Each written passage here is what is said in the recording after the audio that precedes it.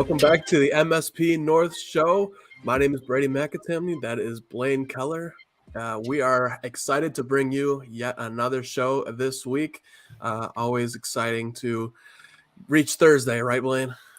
Thursday is my favorite part of the day, getting to do the show with you and Justin and our wonderful guests each week. Always a fun time, for better or for worse. Absolutely. And we're finishing up basketball season here. We only one team left between the two of us, and spring sports coming up. So we got a little bit of both with today's show. We're going to start with a little bit of both as we bring in Brian Rush, head girls basketball coach and softball coach of Clarksville High. Brian, how you doing today? I'm doing great. Thanks for having me today. It's awesome to have you. Glad we could have you on with it being spring break. I know you usually have class around this time, so good to finally be able to get you on here. Yeah, timing kind of worked out well for us, didn't it? It did indeed. So you just finished up your second state run in as many sports as you made it to the state finals in softball last year, finishing up now this year your state quarterfinal run in girls basketball. How has that been for you? I mean, it's kind of a thing that, most coaches don't really get the chance to get a state run in one sport. What's it been like for you doing it in two? Oh, it's definitely kept me busy, but we've been truly blessed to have some really good players here with great work ethic that have high goals for themselves. And fortunately, in the past two seasons, we've been able to try to reach those goals. Yeah, without a doubt. Talking about great players with high work ethics, Amari Berry has been the motor for you guys. She's been the superstar for CHS the last 3 years, and of course, this year her play has resulted in that state tournament berth. When we look at Amari's legacy so far at CHS, what do you see her being remembered for? I tell you what, it's hard to talk about that because we still have another year with her. But she's had a great impact on our program and already had a great impact in the record books. I was doing some stats this morning, and I've forgotten exact numbers, but she's already second all-time scoring in our program's history. She passed Jessie Ward, so she's at 17. I want to say 1748 total points, but I could be off by a little bit. But she scored over 800 points this year, averaged 26.1 points per game. Obviously the stats kind of speak for themselves, but her work ethic is something that's going to leave a lasting imprint on who we are. She comes to every day to practice. She works hard. She's always trying to find ways to improve herself. And I think, as any coach, you'd like to see growth in players. And it's been fun to watch her grow, not only on the court, but off the court as well, and becoming a, strong student. She came in as a freshman and really didn't understand the importance of, what was happening, in periods 1 through 7 during the day. And our last semester, she ended up with 5 A's, 1 B, and 1 C for her semester. So we're super proud of what she's accomplished off the court as well. When you speak about those numbers for Amari Berry, like you said, they speak for themselves. I think Amari kind of has her pick of any Division I school she'd want to go to as a junior. But I really wanted to ask, going into that senior season and really in the 3 years before that, has there been any challenge in keeping her in Clarksville? I'm sure there have been some private schools, whether in this state or around the country, that have tried to lure her away. Do you have any experience with that? Has there been any challenge in retaining her in your program? There is not. I mean, first of all, she's already had every offer that can possibly be made. There's no school out there that has not offered her that, would be considered a top of the line program. So, and Amari has always been, it's all about the team. It's all about the friendship she's developed. It's all about, for her, loyalty. She has been with the same AAU team, which is just unheard of. Most of these players are jumping from team to team and, trying to move themselves up the ladder and try to get in the highest profile teams they can get. And Amari has stuck with the same AAU team for the past 4 years. It's just the type of person she is. Definitely a special type of player, especially in today's game. But we look at softball now because you jump right into softball season from basketball season. I feel like a lot of coaches would probably like to, maybe rest a little bit, but here you are jumping right into a brand new season. You guys lost three high quality players, three high quality seniors from last year's state runner-up team. But I know you're still bringing some good players back. Why don't you tell us about some of the players to really look out for this year? Okay, yeah, I mean, it's kind of funny. Last year, we graduated 8 seniors and had to replace them, and we were able to put a team together that, went deep into the playoffs and finished second in the state. This year, we only have to replace 3 girls, but they are 3 very important pieces to the puzzle. But we've got a lot of talent coming back. We have a strong senior class, a junior class that's really strong, some sophomores that are going to help us, and we even have a freshman we're going to be counting on this year.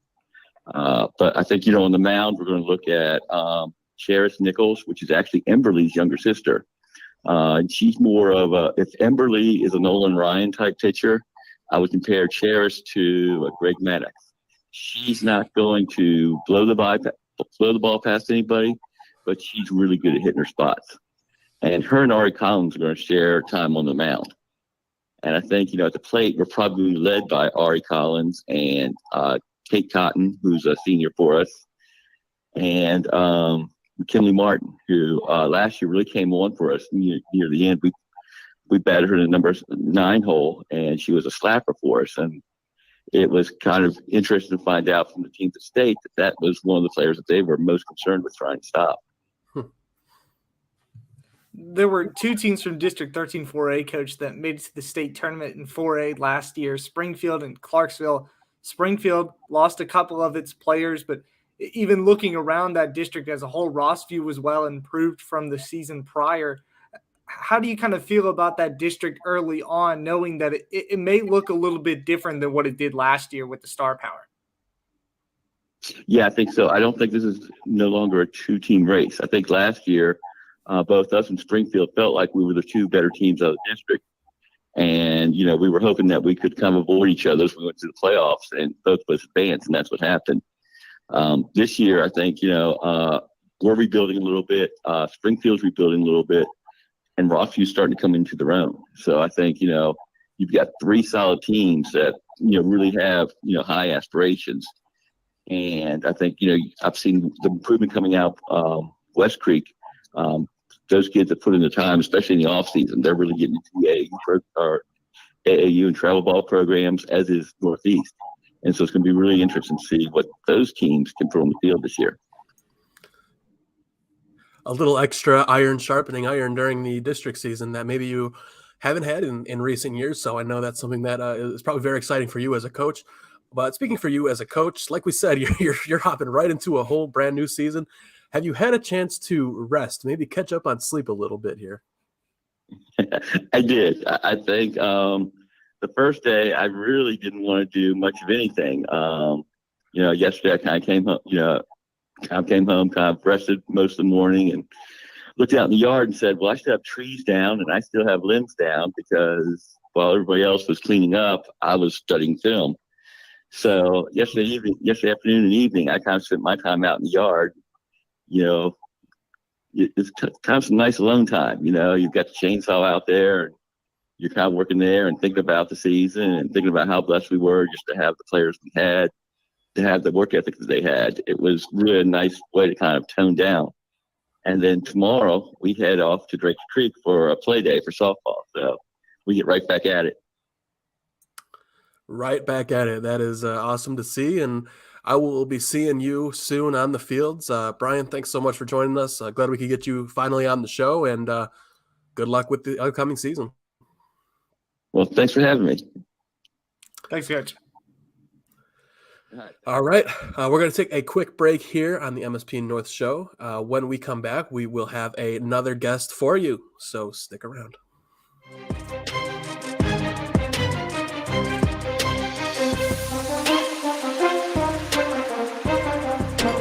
It's just a few cocktails at happy hour. It's just a few cocktails at happy hour. You really good try. There aren't any cops around. Didn't think there were any cops around. I drink and drive all the time. Sir, you've been in a serious crash. I need you to hang on, okay?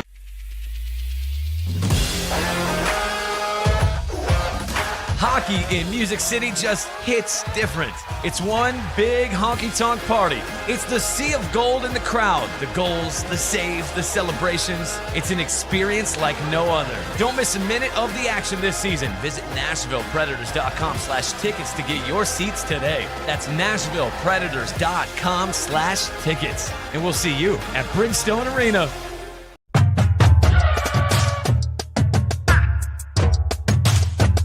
Hi, I'm Stephanie Miller from Mornings on Main Street. Join us March 23rd at Bridgestone Arena with the Nashville Predators for Main Street Media Night. I know Devin O'Day will be here. You know I will be, Stephanie. Plus, you can register for a Predators prize pack. They were going to call it the Hockey Hootenanny, but they changed. So it's going to have 4 tickets and food vouchers. You got to register to win. We're looking forward to seeing all of our Main Street Sports Today fans, right, Chris? Absolutely, we are. And we could not do this without, of course, our owner, Dave Gould, and our friends here at Smashville.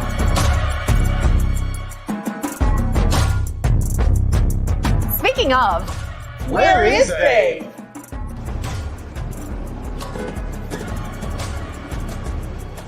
We will see you March 23rd for Main Street Media Night.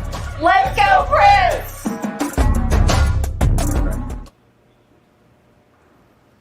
Do I have the wrong night?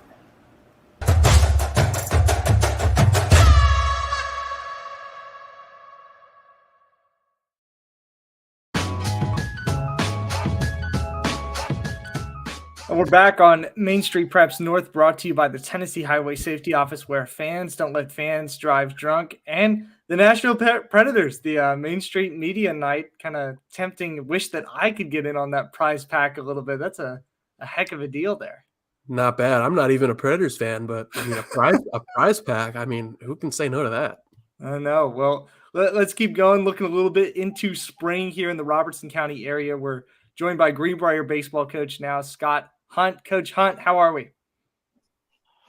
I'm doing great, guys. Appreciate you having me on. Glad to have you. You know, yesterday was a 14-run scrimmage for you guys against Laverne, I believe, gearing up for the regular season to start. As you look at that first game that is creeping up on you, I guess, next week, Coach, can you kind of take away what you saw from yesterday's scrimmage, what some strengths of your team are, what some weaknesses are early on in the season?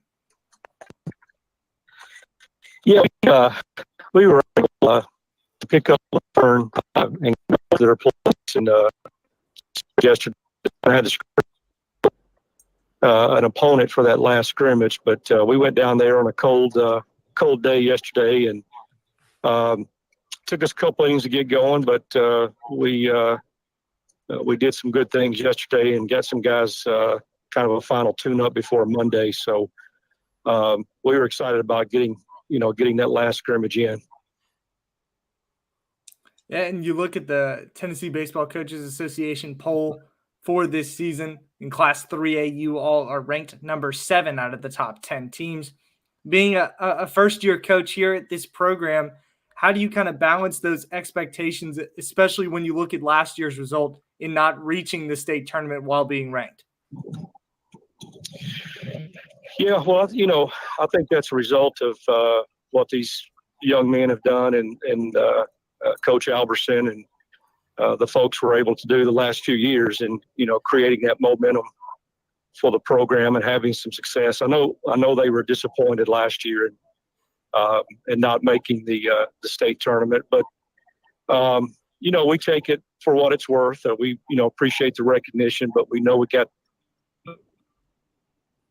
a lot of pieces back from last year's team, but we've got to go out there each day and just try to get better, and hopefully by the end of April, 1st of May, we're playing our best baseball, and we maybe will be worthy of that recognition.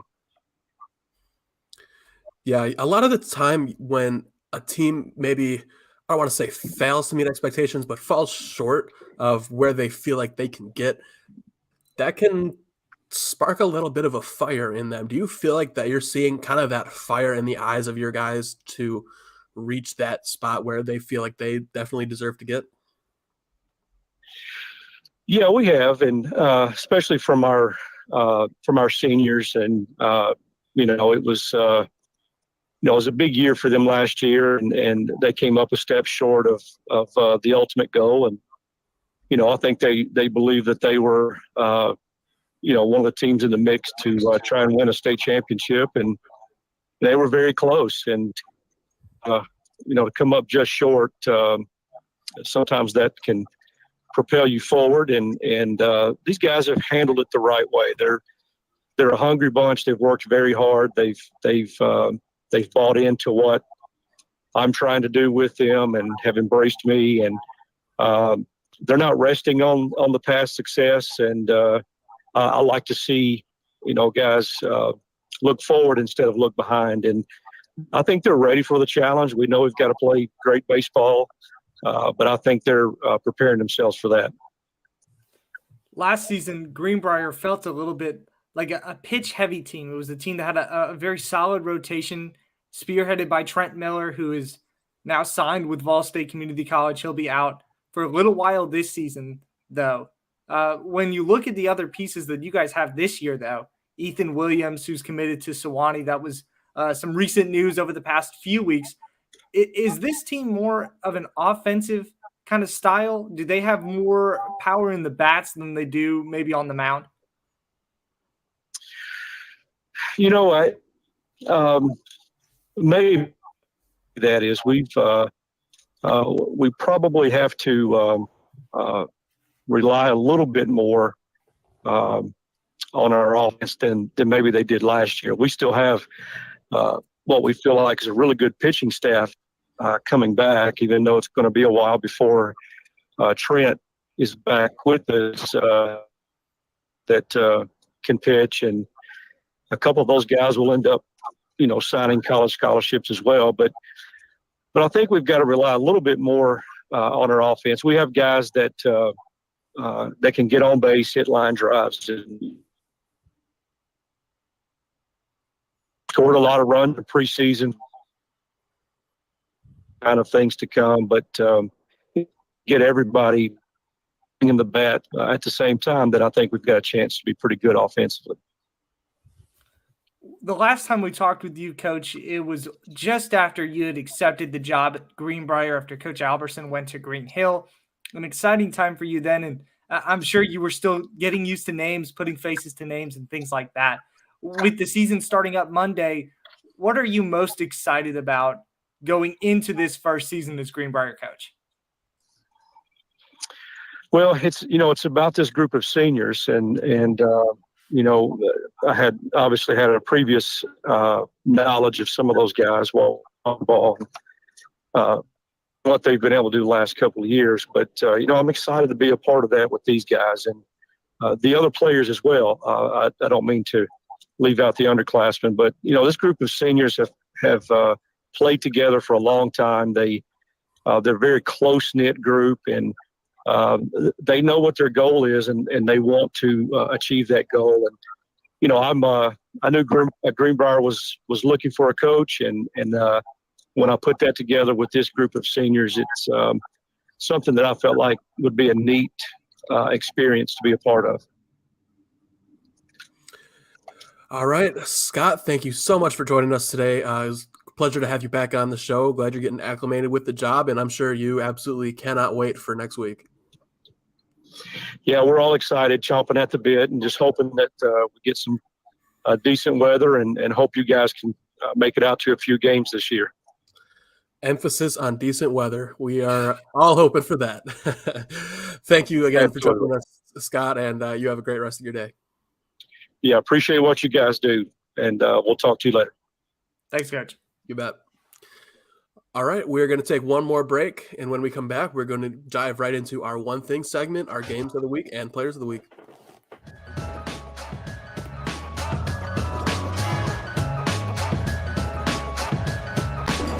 It's just a few cocktails at happy hour. It was just a few cocktails at happy hour. You really good drive. There aren't any cops around. I didn't think there were any cops around. I drink and drive all the time. Sir, you've been in a serious crash. I need you to hang on, okay?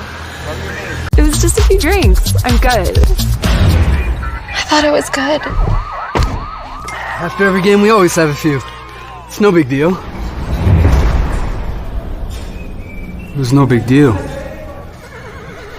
Hey, I can hold my liquor. I thought I could hold my liquor.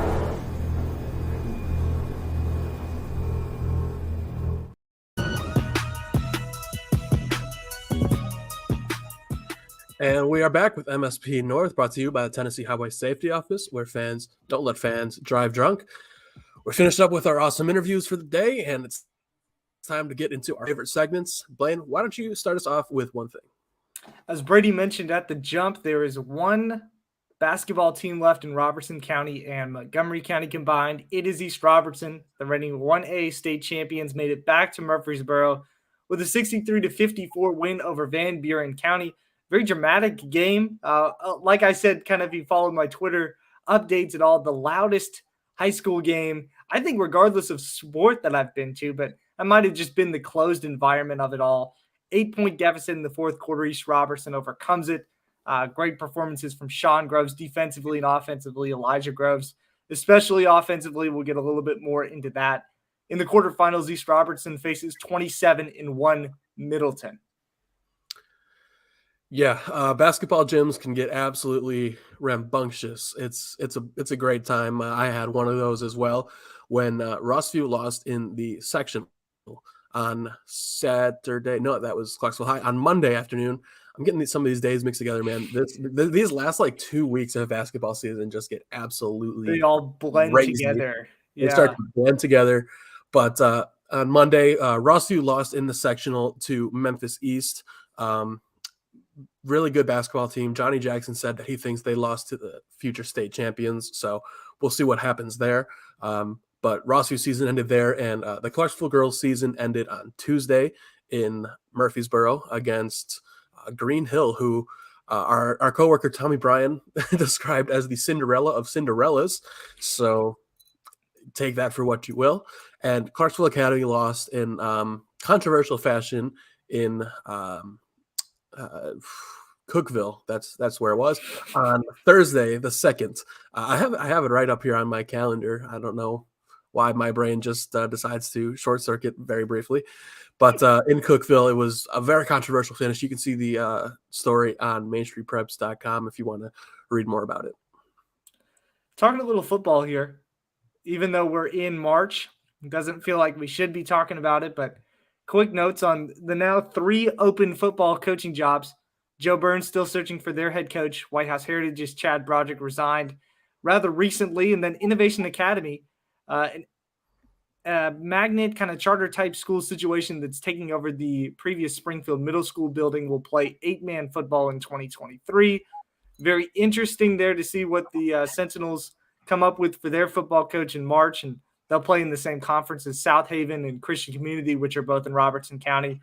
Be very interesting to see that many football teams, especially one that may take away from Springfield football a little bit with them being just down the road from one another.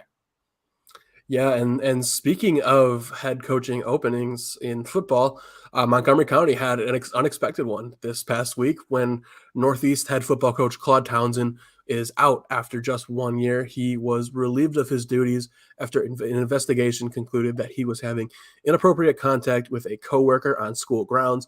It was concluded that it was not illegal, nor was it with a student, but it was something that Northeast decided to not tolerate.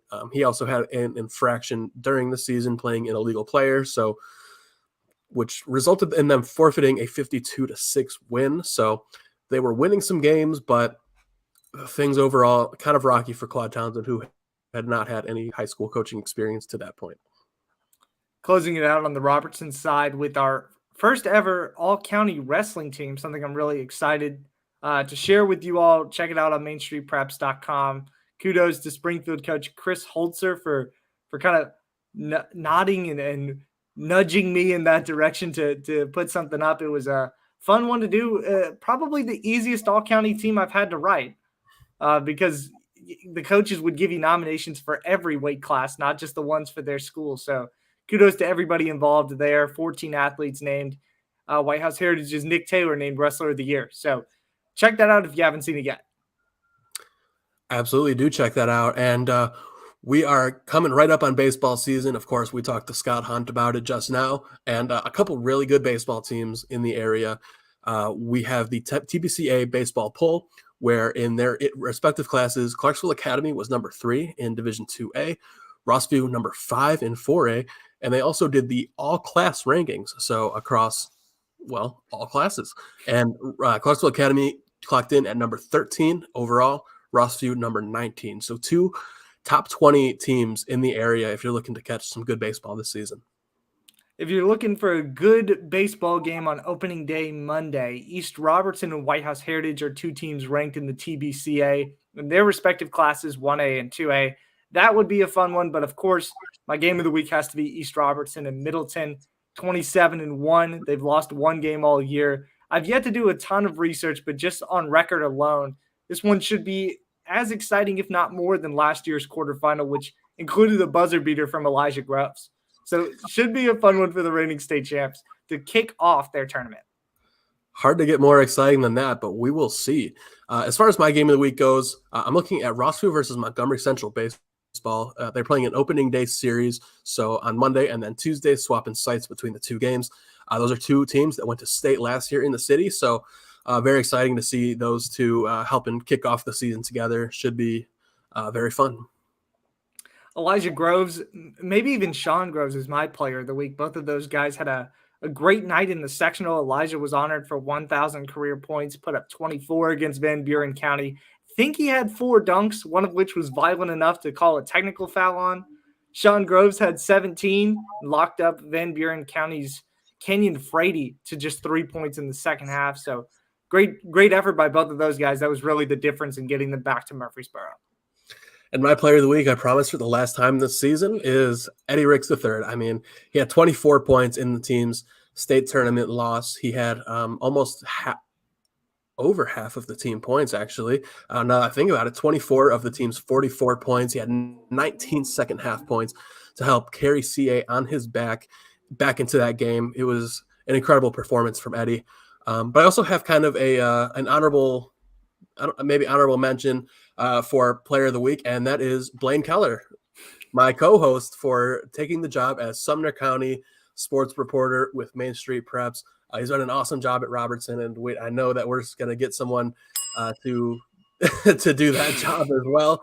And but Blaine is moving over to Sumner. He's taking on some of those big schools over there, and just wanted to congratulate him on that position.